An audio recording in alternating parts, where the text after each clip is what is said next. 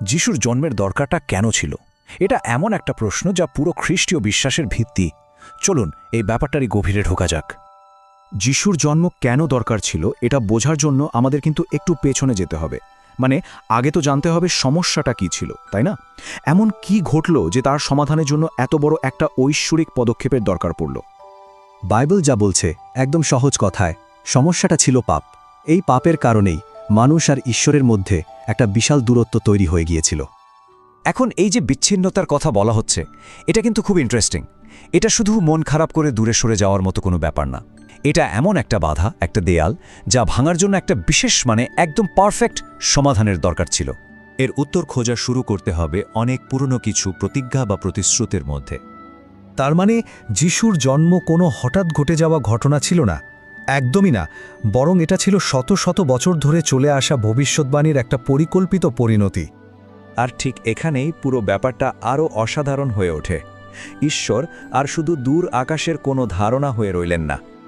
উদ্দেশ্য ছিল একটাই, ঈশ্বরকে মানুষের রূপে পৃথিবীতে নিয়ে আসা, যাতে আমরা তাকে দেখতে পারি, জানতে পারি, আর তার আসল চরিত্রটা কাছ থেকে বুঝতে পারি। পরিত্রাণ বা পাপ থেকে মুক্তির জন্য একজন মানুষের জন্ম নেওয়াটা কেন এত জরুরি ছিল? দেখুন, পাপ অনেকটা ঋণের মতো, আর সেই ঋণ শোধ করার জন্য একটা নিখুঁত মূল্য দিতে হতো। কিন্তু সমস্যাটা হলো, পাপী মানুষ হিসাবে আমাদের কারো পক্ষেই সেই মূল্য শোধ করা সম্ভব ছিল না। তাহলে সমাধানটা কি?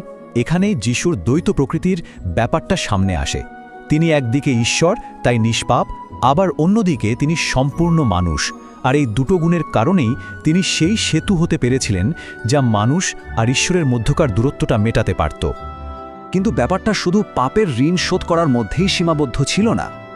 তার জন্মটা আরও দুটো বড় কারণের জন্য জরুরি ছিল। এক, এটা দেখানো যে ঈশ্বরের চোখে একটা আদর্শ জীবন কেমন হয়। আর দুই, মানুষের সবচেয়ে বড় ভয়, মৃত্যুকে কিভাবে জয় করা যায়। মানে শুধু তার মৃত্যু না, তার পুরো জীবনটাই ছিল একটা নকশা, একটা জীবন্ত উদাহরণ। তার করুণা, তার ক্ষমা, তার ন্যায় বিচার, এই সব কিছুই দেখিয়ে দিয়েছে ঈশ্বরের পথে কিভাবে চলা যায়। এই সিকোয়েন্সটা কিন্তু খুব গুরুত্বপূর্ণ। ভাবুন, স্টেপ 1 একটা নিখুঁত জীবন কাটিয়ে দেখানো, স্টেপ 2 মানুষের মতো করেই মৃত্যুকে বরণ করা, আর ফাইনাল স্টেপ 3 পুনরুত্থান বা রেজারেকশনের মাধ্যমে মৃত্যুকে হারিয়ে দেওয়া। এই পুরো পরিকল্পনাটাই ছিল একটা বিজয়ের পথ। এত কিছু তো হলো, ভবিষ্যৎবাণী, জন্ম, আদর্শ জীবন, মৃত্যু, বিজয়। কিন্তু প্রশ্ন হলো, এত বড় একটা ঐশ্বরিক পরিকল্পনার পেছনে মূল কারণটা কি? কি সেই মোটিভেশন? আর এর উত্তরটা আমরা পাই সম্ভবত বাইবেলের সবচেয়ে বিখ্যাত একটা লাইনে। এই লাইনটাকে বলা হয় পুরো গল্পের সারমর্ম। এটা আর কিছুই নয়, ঈশ্বরের ভালোবাসার এক চূড়ান্ত প্রকাশ। তাহলে দেখুন, যিশুর জন্ম আসলে ঈশ্বরের সেই ফাইনাল মুভ ছিল। আমরা যে দূরত্বের কথা দিয়ে আলোচনা শুরু করেছিলাম, সেই দূরত্বটাকে ঈশ্বর ভালোবাসার মাধ্যমে একেবারে মিটিয়ে দিলেন। তিনি প্রমাণ করলেন যে তিনি দূরে নেই, বরং তিনি কাছে আসতে চেয়েছিলেন।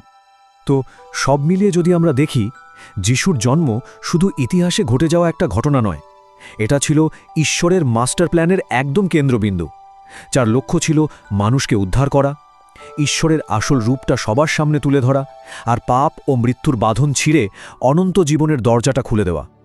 এই পুরো আলোচনাটা আমাদের একটা গভীর প্রশ্নের সামনে দাঁড় করিয়ে দেয়। ভালোবাসার এত পুরনো, এত শক্তিশালী একটা বার্তা আজকের এই পৃথিবীতে দাঁড়িয়ে এর মানেটা ঠিক কি? এটা আমাদের জীবনে কতটা প্রাসঙ্গিক?